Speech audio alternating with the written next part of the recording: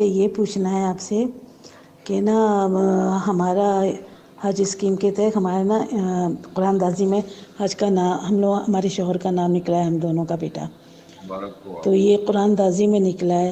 اب آپ مجھے بتائیے کہ کیا اس پہ خمس واجب ہے دینا؟ جی خمس کا کیا ان دیکھیں کا جی، ہے، واجب ہے دینا ہم نے یا ہم نے اس سے آپ مجھے پہلے بتائیں، پوچھ کے بتا دیجیے۔ اس مسئلے کی وضاحت کی ہے۔ یعنی اکثر لوگوں کا خیال ہے کہ انسان جب زیارات کے لیے جانا چاہے تو جو پیسہ زیارات کے لیے آپ خرچ کرتے ہیں اس کا خمس دیا جاتا ہے، یا اگر کوئی حج پہ جاتا ہے تو اس پر جو ہے نا وہ خمس واجب ہوتا ہے۔ حالانکہ خمس کا یعنی یہ حج کے سفر حج یا سفر زیارت کے ساتھ وابستہ نہیں ہے۔ دیکھا یہ جاتا ہے کہ یہ پیسہ جو آپ حج کے لیے جو ہے نا وہ لگا رہے ہیں یا زیارات کے لگا رہے ہیں، یہ پیسہ اگر بچت ہے، یعنی کما کے اور اپنی ضروریات زندگی میں اس کو خرچ کر کے یہ رقم جو ہے نا وہ بچی ہوئی ہے، تو اس کا آپ کو خمس دینا ہے۔ اور اگر بچت نہیں ہے تو جو ہے نا وہ پھر خمس واجب نہیں ہے۔ آپ حج کے لیے جائیں یا نہ جائیں، اگر آپ کے پاس بچت ہے تو اس کا جو ہے نا 20% 20% آپ دیں، جس کو خمس کہتے ہیں۔ اور اگر جو ہے نا بچت نہیں ہے تو پھر آپ حج کے لیے جائیں یا نہ جائیں، آپ پر خمس واجب نہیں ہے۔ یہ دیکھا جاتا ہے کہ یہ بچت ہے یا بچت نہیں ہے۔ ہر حج پہ جانے والے پر نہ خمس واجب ہے اور نہ سب کے بارے میں کہا جا سکتا ہے کہ وہ واجب نہیں ہے۔ بچت ہے، آپ کے مال میں تو خمس واجب ہے، حج کیا زیارت کے لیے آپ جائیں یا نہ جائیں۔ اور بچت نہیں ہے تو پھر آپ پر خمس واجب نہیں ہے، زیارات کے لیے جائیں یا نہ جائیں، حج کے لیے جائیں یا نہ جائیں۔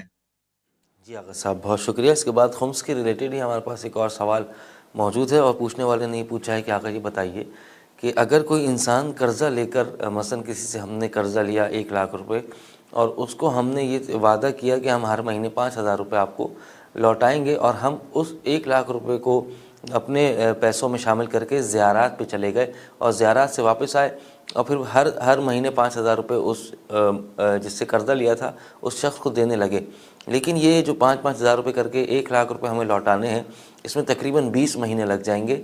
تو جو 20 مہینے لگ رہے ہیں اس دورانیے میں، سال سے زیادہ کا عرصہ ہے، تو کیا وہ جو ہم نے قرضہ 1,00,000 کا لیا تھا اس پر ہمیں خمس ادا کرنا ہوگا، یا کسی صورتحال میں اس قرضے پر خمس ادا واجب ہوگا یا نہیں؟ اس کی وضاحت فرمائیے گا۔ دیکھیں جی، اگر آپ نے کسی کو قرض دیا ہوا ہے اور یہ قرض کا پیسہ جو آپ کا مقروض ہے اس کے پاس سال بھر پڑا رہے تو اس پر خمس واجب ہے۔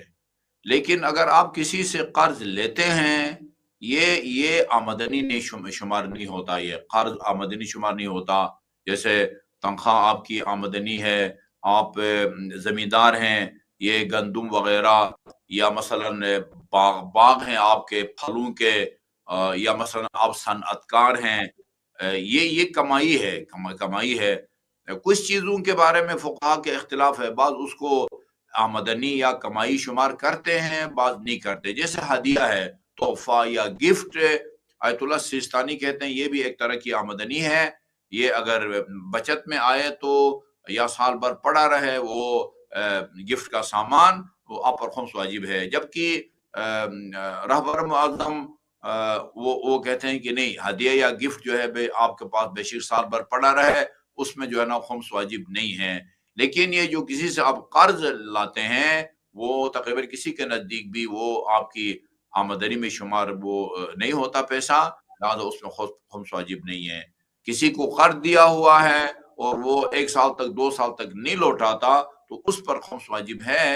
لیکن اگر آپ کسی سے قرض لیتے ہیں تو یہ آمدنی نہیں ہے، اس میں خمس نہیں ہے۔ یہ قرض کا پیسہ آپ کے پاس سال بھر بھی پڑا رہے تو اس میں خمس نہیں ہے۔ جی